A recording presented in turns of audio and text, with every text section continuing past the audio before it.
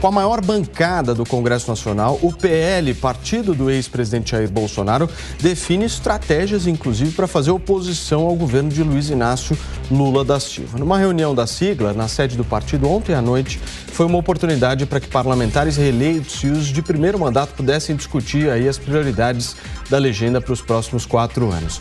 O encontro foi conduzido pelo presidente do partido, Valdemar Costa Neto, e também pelo líder do governo na Câmara dos Deputados, Altineu Cortes.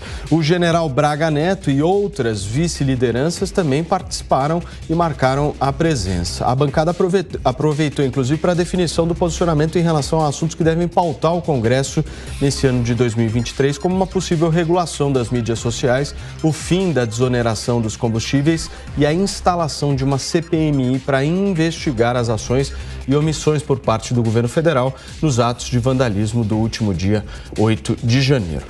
Esse posicionamento do PL a gente repercute agora com o nosso time. Hoje temos Fábio Piperno, Jorge Serrão, vejo o Nelson Kobayashi por aqui e o nosso Alan Gani de volta.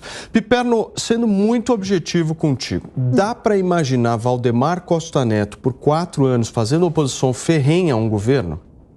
Boa tarde, Paulo Matias, um abraço aos colegas, à nossa audiência. Ô, Matias, 4 anos também você quer um horizonte muito longo, né? Eu diria para você o seguinte, dá para pensar em oposição na semana que vem. Aí depois ele vai avaliar bem, né, para que lado corre o vento aí, para também, digamos, ajustar o posicionamento dele. Eu acho o seguinte, é fundamental, é muito importante que a oposição faça esse tipo de movimento. Até porque a oposição foi eleita com propostas opostas às do presidente Lula. Então, é natural que ela busque exatamente uma organicidade, esse conjunto de propostas para se confrontar com o presidente eleito. Porque, senão, a gente não ia precisar de oposição. Então, o que a gente está vendo em relação a isso que o PL ontem anunciou, é algo absolutamente legítimo, que faz parte do jogo e, repito, tem que ser assim. Veja, se vai mudar amanhã depois, se um pedaço da bancada vai aderir ao governo ou vai se render aos encantos aí dos cargos que vão ficar à disposição, ou de alguma verba, ou de algum orçamento secreto aí e tal, isso é uma outra história. Mas, por enquanto, ela cumpre o papel de oposição. Tem que ser assim. E veja, Paulo, foi muito grave o fato, e a gente criticou muito o governo anterior por demorar para ter uma organização no parlamento. Aliás, o presidente Bolsonaro ficou quase um semestre sem uma liderança no Senado, por exemplo. No começo do governo, a medida mais importante que a gestão Bolsonaro aprovou, que foi a reforma da Previdência, só passou por conta da ação do Rodrigo Maia, que também foi eleito, né, defendendo aquilo.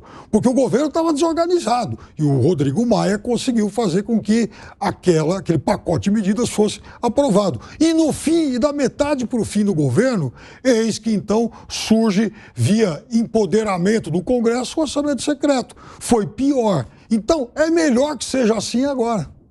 Muito bem, meu querido Nelson Kobayashi, a gente vê uma divisão interna, né, dentro do PL, daqueles apoiadores mais ferrenhos do ex-presidente Jair Bolsonaro e daqueles políticos que estão há algum tempo já acompanhando Valdemar Costa Neto nessa empreitada política.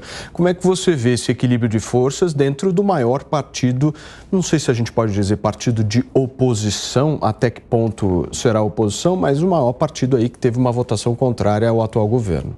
Bom, a organização da direita no Brasil é muito recente, né, Paulo? Primeiro, muito boa tarde a você, Paulo Matias, Alan Gani, Jorge Serrão, Fábio Piperno e toda a nossa querida audiência do 3 em 1. Pois é, a gente sabe que, por exemplo, os partidos de esquerda, o próprio Partido dos Trabalhadores, é uma organização que vem há décadas com ali um núcleo duro, as pessoas que idealizaram, as pessoas que fundaram, as pessoas que fizeram acontecer o Partido dos Trabalhadores ao longo de muitos anos. Claro que no meio do caminho, algumas pessoas foram ficando para trás, outras foram saindo por questões ideológicas, outras por questões judiciais, jurídicas, mas é um partido com muito tempo, um partido que tem a sua identidade, tem os seus fãs, né, fã-clube muito grande, os petistas, os correligionários, as pessoas que vão a manifestações de toda a ordem, o pessoal do movimento estudantil e tal. Já na direita, é uma organização muito recente. A gente teve o advento do bolsonarismo crescendo nos últimos anos, agora, especialmente com o PL, na última eleição, porque vamos lembrar que o presidente Bolsonaro foi eleito não pelo PL, pelo PSL, né, que já não é mais um partido dessa magnitude, foi inclusive um partido que foi objeto de fusão, enfim.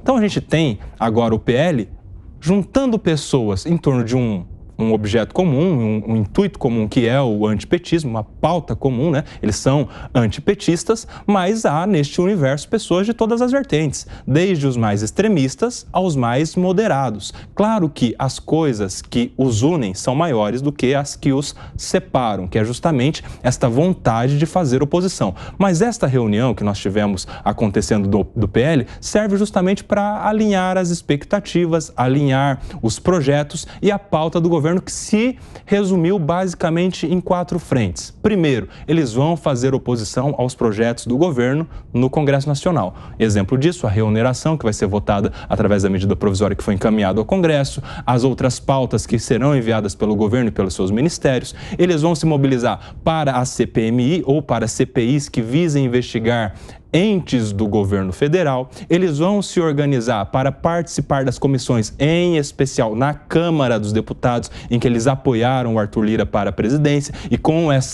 essas comissões em suas mãos exercerem de maneira efetiva a oposição. E, por fim, eles vão se organizar para as eleições municipais do ano que vem, porque é a chance do PL de criar capilaridade em todo o território nacional. Se eles fizerem uma boa bancada de prefeitos por todo o Brasil, eles podem vir muito forte para as próximas eleições presidenciais. Muito bem. Meu querido Jorge Serrão, pegando do ponto de vista político, essa rapidez toda que o Nelson diz e essa oposição que a gente está analisando aqui do PL, ela passa necessariamente pela eleição também do ano que vem. E o próprio presidente do partido, Valdemar Costa Neto, disse que no caso da eleição para a Prefeitura de São Paulo aqui em 2024 é muito cedo ainda para definir um candidato. Ou seja, vão apoiar o Ricardo Salles aqui em São Paulo ou não? Saudações, meus amigos, meus amados haters. Vai ser uma luta difícil. O Ricardo Salles já se lançou, porque ele sabe que não vai ser fácil contar com o apoio oficial da cúpula do PL, leia-se Valdemar da Costa Neto, para apoiá-lo nessa tentativa de se eleger prefeito de São Paulo. Também vai ter que convencer o grupo ligado ao governador Tarcísio de Freitas, enfim, uma missão bastante complicada. O atual prefeito tem a máquina, tem a articulação política, a coisa vai passar muito pelo Kassab, enfim, não é fácil. O PL na oposição é a missão quase impossível. Estão quase chamando Tom Cruise, daquele filme famoso, para presidir o partido no lugar do Valdemar da Costa Neto. É igual o MDB. O MDB também tem extrema dificuldade de não ser governista. Mas o PL agora tem uma característica diferente.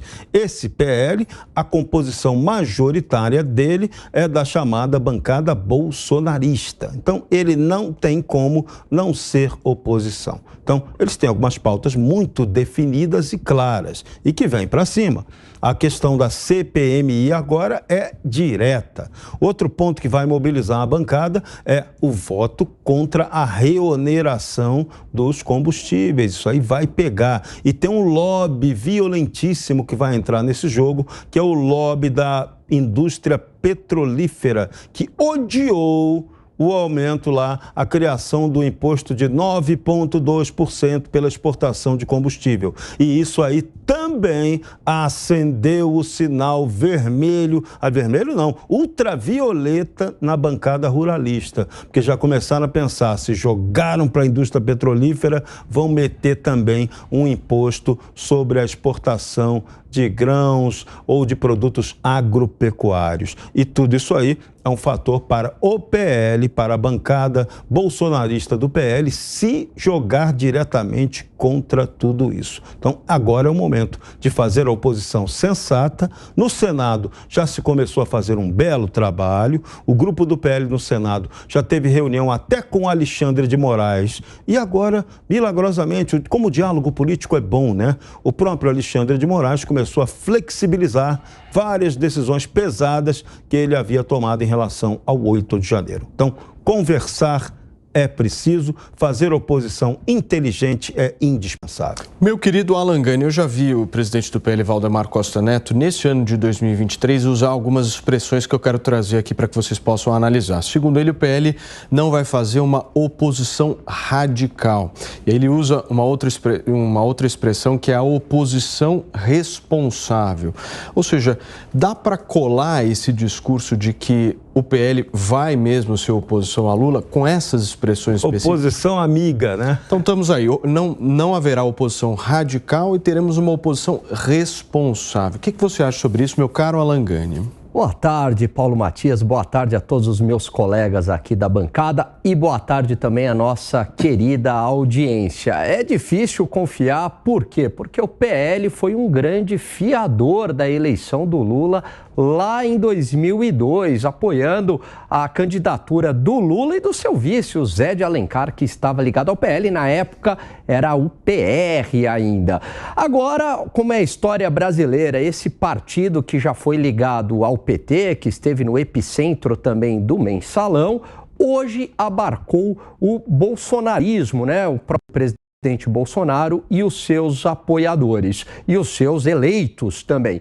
E dentro dessa lógica, dentro desse contexto, talvez sim seja possível fazer esta oposição, não tanto pelo Valdemar da Costa Neto, mas por toda a bancada que foi eleita. E essa oposição, concordo aí com o Serrão, uma oposição responsável, oposição oxigena a democracia e, por enquanto, os temas que eles colocam para ser opositores são muito bem-vindos, como regulação da mídia, que é algo contra a liberdade de expressão, contra a própria liberdade, contra a própria democracia, a instauração lá de uma CPMI, né, para apurar o que aconteceu no dia 8 de janeiro. Então, por enquanto, esses temas aí colocados, o próprio aumento de tributos também, são temas bastante plausíveis, né? Não são um tema de uma oposição radical, oposição pela oposição. Por enquanto, acho que é possível sim.